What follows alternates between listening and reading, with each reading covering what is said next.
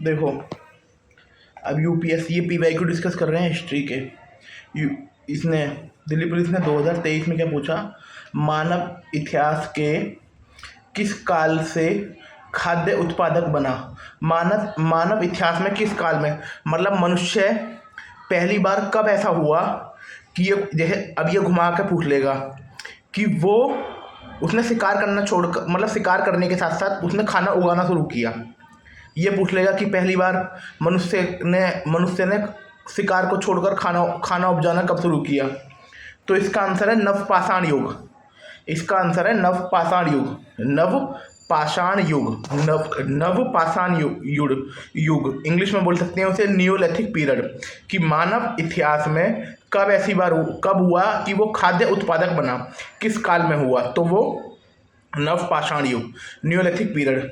अब इसके बारे में, न्यूलिथिक पीरियड के बारे में हम कुछ फैक्ट पढ़ने वाले हैं जो हमें आने वाले टाइम में हमारे पेपर में हेल्प करेंगे। नवपाषाण काल जो लगभग था ना, वो 6000 से लेकर 1000 ईसा पूर्व तक रहा। मतलब 6000 से लेकर 1000 ईसा पूर्व तक रहा।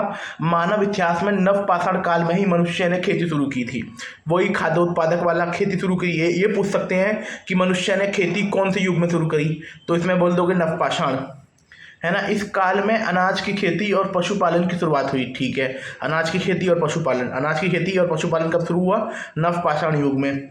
इस काल में लोगों ने खेती की ज़मीन पर अलग अलग फसलें उगाना शुरू किया। सेम बात है, अलग अलग फसलें उगा रहे हैं। इस काल में लोगों ने मिट्टी के बर्तन बनाना शुरू कर दिया। इस काल में लोगों ने मिट्टी के बर्तन बनाना शुरू कर दिया। नवपाषाण काल में ही लोगों ने स्थायी आश्रय बनाना शुरू किया। अब स्थायी आश्रय मतलब एक जगह रुक कर रहना कब शुरू किया मनुष्य ने, नवपाषाण में। क्योंकि खेती बना रहे हैं, अब खेती कर रहे हैं। अब खेती के लिए आपको एक जगह रुकना पड़ेगा। ऐसा तो है नहीं कि आज कहीं और, परसों कहीं और, एक जगह से। नवपाषाण का टाइम कब से है, 6000 से लेकर 1000 ईसा पूर्व तक। खेती मनुष्य ने पहली बार कब शुरू की, नवपाषाण में। पशुपालन कब शुरू किया, नवपाषाण में। और अलग अलग फसलें कब शुरू की, नवपाषाण में। मिट्टी के बर्तन बनाना कब शुरू किया, नवपाषाण में।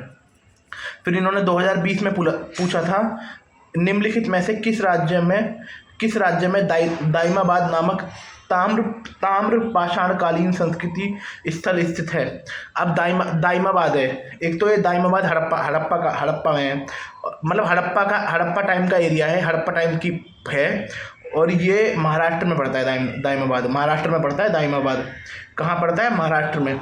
अब ये पूछ सकता है कि इनमें से 4-5 जगह का नाम दे देगा, इनमें से कौन सी जगह हड़प्पा कालीन है। तो इसमें लिख देना दाइमाबाद, तो इसमें भर देना दाइमाबाद। हड़प्पा कालीन है, महाराष्ट्र के अहमदनगर जिले में है। ये गोदावरी की सहायक नदी परवरा के बाएं किनारे पर स्थित एक निर्जन गांव तथा पुरातत्विक स्थल है।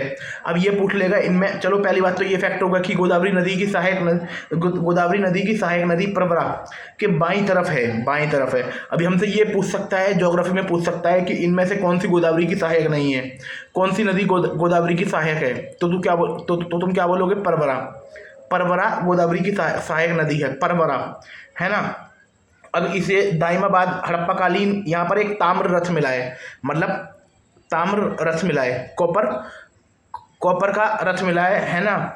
और इसे बीपी बॉडीकर ने खोज की थी। इसकी खोज किसने की थी, बीपी बॉडीकर ने। इसकी खोज किसने की थी, बीपी बॉडीकर ने। फिर इसने 2020 में पूछा, निम्नलिखित में से कौन सा युगम सही नहीं है ना। बाकी सब सही है। जैसे भीमबेटका छत्तीसगढ़ में नहीं है, मध्य प्रदेश में है। भीमबेटका कहाँ पर है, मध्य प्रदेश में। भीमबेटका मध्य प्रदेश में। यहाँ पर पेंटिंग मिली है, यहाँ पर पुरापाषाण मध्य पाषाण काल की पेंटिंग मिली है। अगर ये पूछे कि मनुष्य, और ये कौन सी नदी के किनारे है, ये नर्मदा नदी के किनारे है। भीमबेटका कहाँ पर है, मध्य प्रदेश में, है ना। हम्पी कहाँ पर है, कर्नाटक में। हम्पी कहाँ पर है, कर्नाटक में। ये पूछ सकता है कि हम्पी कौन से राज्य में है, विजयनगर में। हम्पी कौन से राज्य में है, विजयनगर में और कर्नाटक में है इस टाइम। फतेहपुर सीकरी कहाँ पर है, उत्तर प्रदेश में, आगरा में, है ना। अब ये कोणार्क कहाँ पर है, उड़ीसा में। कोणार्क टेम्पल कहाँ पर है, उड़ीसा में। भीमबेटका कहाँ पर है, मध्य प्रदेश में। भीमबेटका मध्य प्रदेश के रायसेन जिले में है। ये पूरा पाषाण आवासीय स्थल है। गुफा में लोग यहाँ पर रहते थे। गुफा में लोग रहते थे। यहाँ पर पेंटिंग मिली है पूरा पाषाण काल की।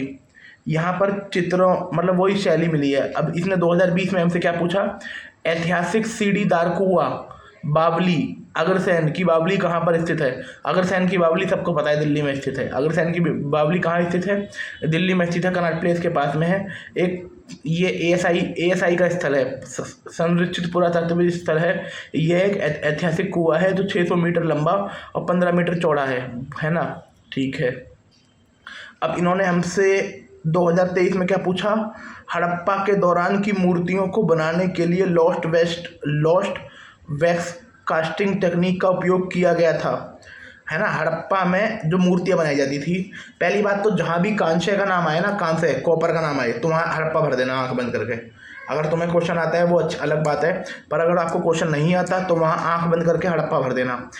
लॉस्ट वैक्स टेक्निक थी, है ना, उससे मूर्तियाँ बनाते थे लॉस्ट वैक्स टेक्निक से। अब इसमें जैसे, और इसके लिए कौन सी किसका यूज़ करते थे, कांसे का, कॉपर का यूज़ करते थे, नहीं ब्राउन्स या कॉपर का यूज़ करते थे, तो लिख देना कांसे। अब ये पूछे लॉस्ट वैक्स, ये पूछ सकता है लॉस्ट वैक्स टेक्निक से क्या बनाते थे, लॉस्ट वैक्स टेक्निक से क्या बनाते थे। ये कोई बोलते हैं रथ बना सकते थे, धनुष बनाते थे, खिलौने बनाते थे, नहीं मूर्तियाँ बनाते थे, है ना। ठीक है, हड़प्पा में कांसे की मूर्तियाँ बनाने के लिए लॉस्ट वैक्स टेक्निक का इस्तेमाल किया जाता था। फिर 2020 में इन्होंने पूछा, सुरकोटड़ा पुरातात्विक स्थल किस राज्य में है, गुजरात में है। सुरकोटड़ा कहाँ पर है, गुजरात में है। ठीक है, कच्छ जिले में पड़ता है, सिंधु घाटी सभ्यता से जुड़ा हुआ है, एक छोटा सा किलेबंद स्थल है, किलेबंद है। अब इसमें से अब ये पूछ सकता है कि 4-5 जगह का नाम दे देगा, ये पूछेगा इनमें से कौन सा किलेबंद स्थल है, तो आप बोल देना सुरकोटड़ा, या फिर ये बोल देगा कि इनमें से नाम दे देगा, सुरकोटड़ा दे देगा, भीमबेटका दे देगा, और फतेहपुर सीकरी दे देगा, कोणार्क दे देगा। ये बोलेगा कि इनमें से कौन सा हड़प्पा स्थल है, सुरकोटड़ा। ठीक है, गुजरात में है ना, धोलावीरा भी गुजरात में ही है ना, गुजरात में है। और ये एकमात्र सिंधु का ऐसा स्थल है जहाँ पर घोड़े की अस्थियाँ मिली हैं। अब ये पूछ सकता है कि इसमें से कौन से जानवर की अस्थियाँ हड़प्पा में नहीं मिली, आपको घोड़ा दे देगा, तो भाई घोड़े पे टिक कर देना, घोड़े की अस्थियाँ मिली हैं, सुरकोटड़ा में मिली हैं। गुजरात में धोलावीरा है, वो 1967 से 68 में खोजा गया था, जेपी जोशी के टाइम पर, जेपी जोशी ने खोजा था। फिर ये हमसे पूछ लेगा, निम्नलिखित में से कौन सा हड़प्पाकालीन स्थल गुजरात में स्थित नहीं है, आमरी, है ना। इसमें जैसे ऑप्शन है, जैसे आमरी स्थित नहीं है, आमरी गुजरात में स्थित नहीं है, आमरी पाकिस्तान के सिंध प्रांत में है, ये सिंधु नदी के किनारे है। अब ये पूछ लेगा निम्न में से कौन सा स्थल सिंधु नदी के किनारे पड़ता है, तो लिख देना आमरी। अब जैसे गुजरात में धोलावीरा पड़ता है, ऊपर पढ़ा हमने, रंगपुर पड़ता है, लोथल पड़ता है, लोथल रंगपुर ढोलावीरा, लोथल रंगपुर ढोलावीरा कहाँ पड़ते हैं, गुजरात में। लोथल एक पोर्ट सिटी है, लोथल एक बंदरगाह वाला शहर है लोथल। ठीक है, हड़प्पाकालीन स्थित है ना, आमरी के बारे में पढ़ लिया।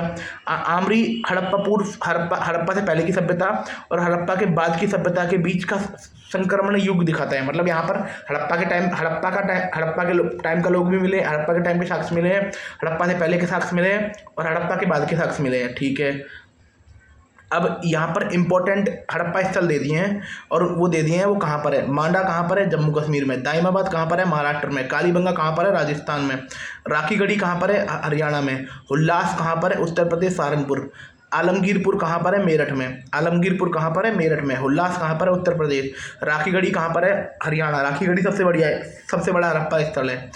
कालीबंगा कहाँ पर है, राजस्थान, दाइमाबाद कहाँ पर है, महाराष्ट्र, मांडा कहाँ पर है, जम्मू कश्मीर।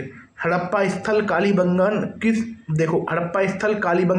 किस वर्तमान भारतीय राज्य में है, राजस्थान में। कालीबंगन कहाँ पर है, राजस्थान में।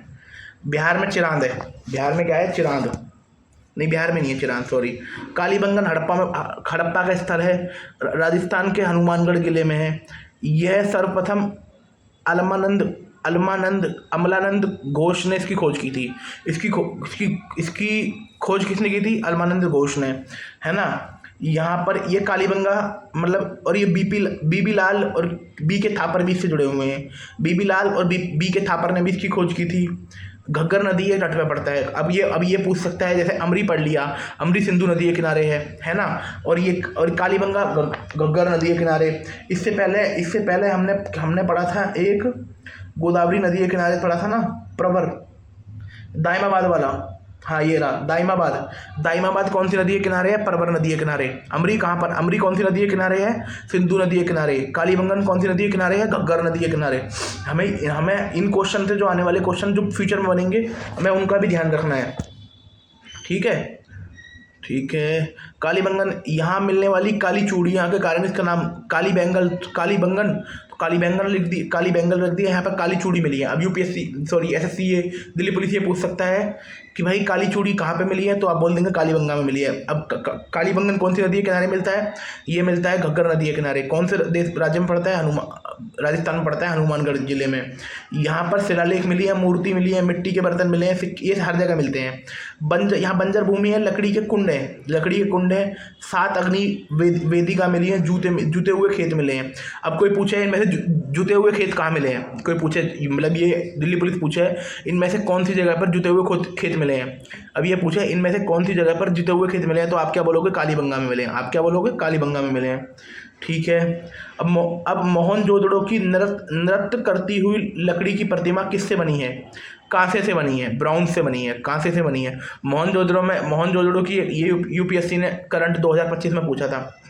जो मोहनजोदड़ो में एक लड़की की प्रतिमा मिली है, वो डांसिंग गर्ल कहते हैं। अब ये पूछे डांसिंग गर्ल जो नृत्य करती हुई लड़की है, डांसिंग गर्ल की कहाँ से, कब से, कौन से टाइम से जुड़ी हुई है, तो आप बोलते ना ये हड़प्पा से जुड़ी हुई है। और ये कहाँ मिली है? मोहनजोदड़ो में मिली है।